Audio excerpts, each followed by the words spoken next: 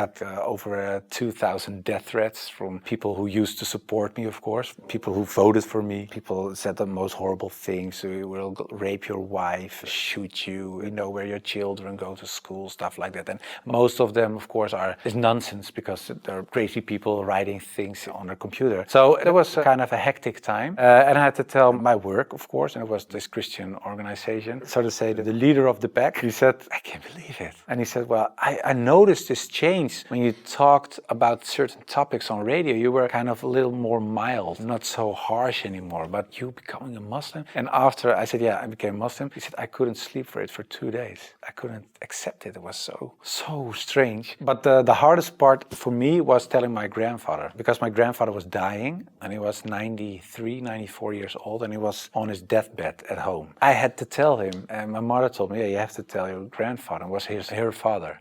So I said, well, then you have to come with me. It's kind of like a shield. And I just said, well, grandfather, I became a Muslim. And then he closed his eyes. And I thought he stopped breathing because, yeah, he was so old. And he really stopped breathing for a while. And then he started breathing again. And he looked at me and he said, well, at least you didn't become a Catholic. So it was very funny.